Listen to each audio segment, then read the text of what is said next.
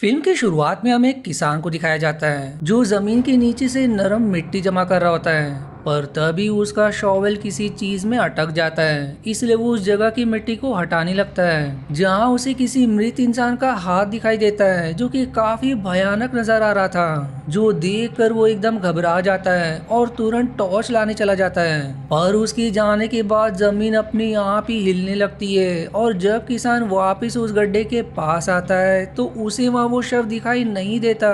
जो समझने के बाद उसके पसीने छूटने लगते हैं और तभी कोई चीज उसे घसीट कर पानी में ले जाती है जहाँ वो उस किसान पर हमला भी करता है। पर किसान जैसे तैसे खुद को उससे बचाकर पानी से बाहर निकलता है, पर हमले के कारण उसके गर्दन पर घाव आ जाता है। अब हमें उसी दिन की सुबह का सीन दिखाया जाता है जहाँ एक कपल मार्क और सैरा कार से उसी गांव आए होते हैं जहाँ के किसान पर हमला हुआ था। वो दोनों इस गांव में पहली बार आए थे, इसलिए गूगल मैप के जरिए आगे बढ़ रहे होते हैं। लेकिन बातों ही बातों में वो गलत टर्न ले लेते हैं और थोड़ी दूर आने के बाद उन्हें पता चलता है कि वो गलत रास्ते पर काफी आगे तक आ गए हैं और तभी उनकी कार कीचड़ में फंस भी जाती है। इसलिए मार्क कार को धक्का मारता है और सैरा उसे पीछे लेने की कोशिश करती है, लेकिन इसमें मार्क असफल रहता है, जिस पर फिर सैरा कार से बाहर आकर अपने पिता को मदद के लिए फोन करती है। पर दुर्भाग्य से वहाँ नेटवर्क भी नहीं होता, जिस पर फिर माँ कहता है कि तुम यही कार के पास रुको, मैं आसपास से मदद लेकर आता हूँ।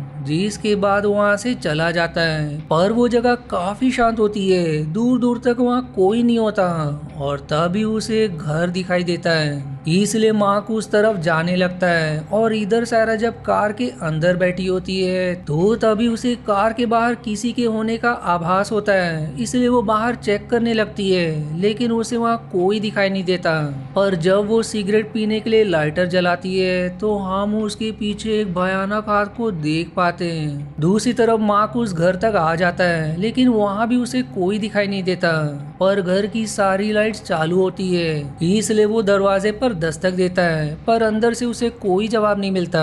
इसलिए अब वो पीछे के दरवाजे से घर के अंदर जाता है जहाँ घर की हालत काफी ज्यादा खराब होती है और तभी उसे वो किसान दिखाई देता है जो घायल अवस्था में होता है। मार्क उसे कैसे तो संभालता है जहाँ उसे उसके गले पर वही घाव दिखाई देता है, इसलिए अब मार्क उसके लिए मदद के लिए चला जाता है। वहीं इधर सारा जब कार में होती है कि तभी उसे फिर से ऐसा लगता है कि कार के बाहर कोई है और जैसे ही वो बाहर आती है तो वहाँ मार्क अचानक में आ जाता है, जिसे देखकर वो थोड़ा डर जाती है। मार्क अब उसे लेकर किसान के घर पर आता है, लेकिन हैरानी की बात ये होती कि अब घर की लाइट चालू नहीं होती और घर के अंदर भी लाइट्स को किसी ने फोड़ दिया होता है, जो देखकर मार्क हैरान हो जाता है। इसलिए अब वो घर में किसान को ढूंढने लगता है, लेकिन उन्हें वो कहीं दिखाई नहीं देता। पर तभी वो सैरा के पीछे अचानक में आ जाता है और जैसे ही उसके ऊपर टॉर्च की रोशनी पड़ती है वो तुरंत ही वहाँ से भाग जाता है। पर फिर से वो उनके सामने से होकर ऊपर के कमरे में चला जाता है, इसलिए मार्क और सैरा भी उसके पीछे जाते हैं जहाँ अब उन्हें एक टेबल लैंप दिखाई देता है जो बिल्कुल ठीक था।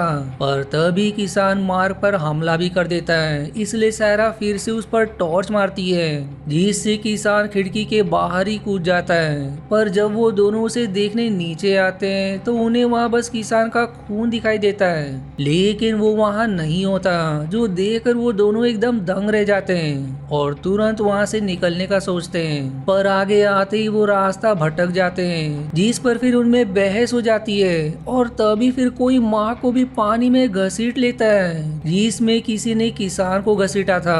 पर मार्क भी जैसे तैसे वहाँ से बाहर आ जाता है, जिसके बाद वो दोनों वहाँ से भागने लगते हैं। पर तभी उन्हें एक भयानक क्रीचर दिखाई देता है, जिसे देखकर उनके पसीने छूटने लगते हैं, इसलिए उससे बचने के लिए एक जगह छिप जाते हैं और फिर मौका देखो वहाँ से भागते हुए किसान के घर में ही आ जाते हैं। पर यहाँ पर भी मार्क पर वो क्रीचर हमला कर देता है, इसलिए अब सारा तुरंत ऊपर वाले कमरे से टेबल लैंप लेकर नीचे आ रही होती है। पर तभी सीढ़ी के नीचे से क्रीचर सैरा पर भी हमला कर देता है, जिसके बाद वो फिर से मार्क को अपने साथ ले जाने लगता है। पर भाग्य से सैरा को मार्क का मोबाइल मिल जाता है, इसलिए वो तुरंत उसकी फ्लैशलाइट को क्रीचर पर मारती है, जिससे वो मार्क को छोड़ देता है और फिर सैरा उसे लेकर एक कमरे में आ जाती है, जहाँ वो देखती कि क्रीचर ने मार्क के पैरों को बहुत ही बुरी तरह से घायल कर दिया है, इसलिए सैरा उस पर कपड़ा बांध देती है।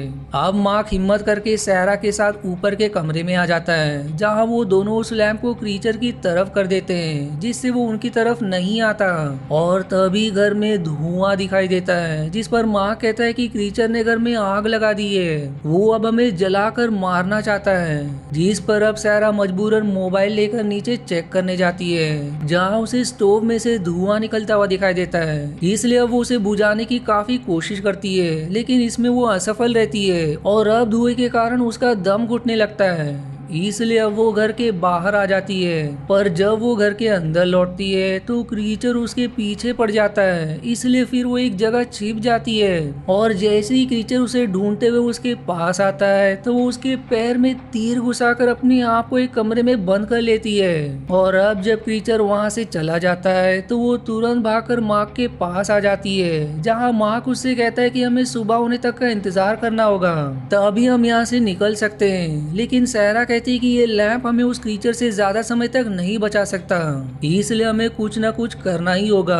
मैंने दरअसल घर के बाहर एक ट्रैक्टर देखा था, मैं वहां जाकर उसे चालू करने की कोशिश करती हूँ और तुम जहाँ जहाँ में जाओगे वहाँ वहाँ लाइट मारना।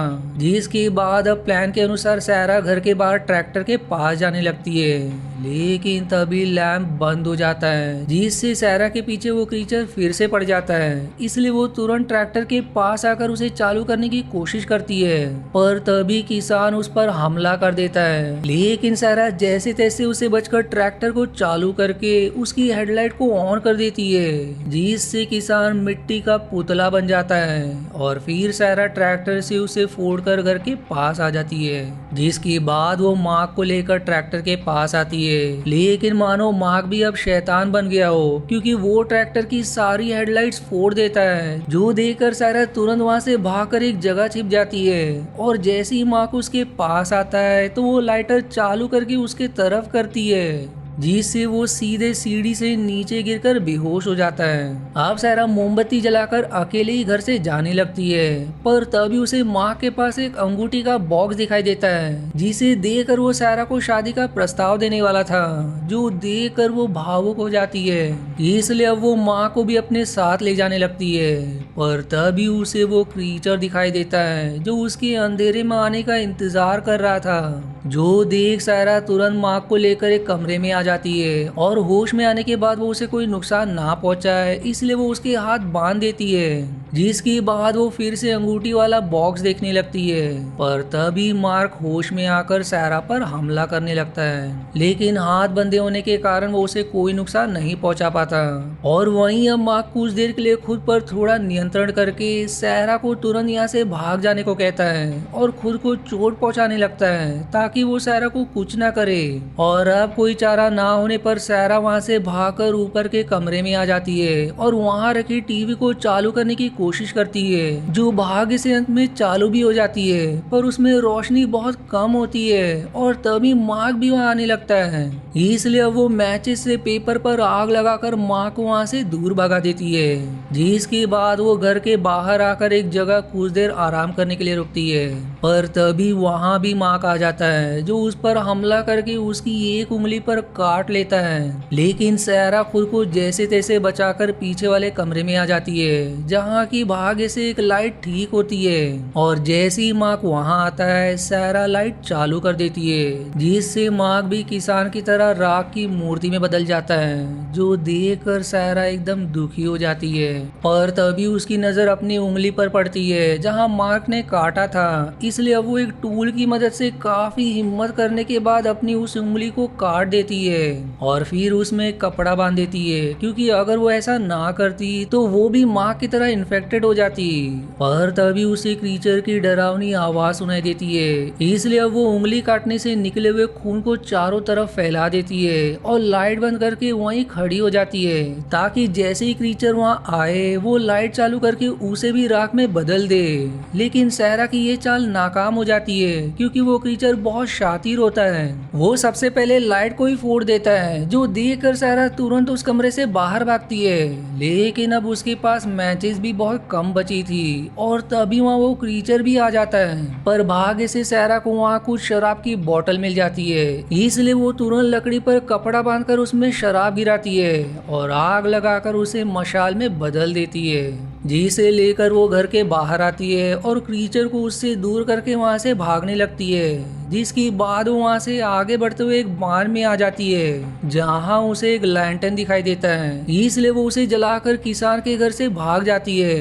पर तभी उसका पैर लकड़ी में फंस जाता है, जिससे उसके हाथ से लैंटर्न छूट जाती है और फिर वहाँ वो क्रीचर भी आने लगता है। इसलिए अब सारा चालाकी से एकदम शांत हो जाती है, जिससे क्रीचर उसे देख नहीं पाता और उसके जाते ही सारा लैंटर्न लेकर फिर से भागने लगती है। लेकिन अंधेरे के कारण वो गलत जगह पैर रख देती है, जिससे उसके पैर में नोकदार लकड़ी घुस जाती है और इसी वजह से अब वो वहाँ से आगे नहीं बढ़ पाती।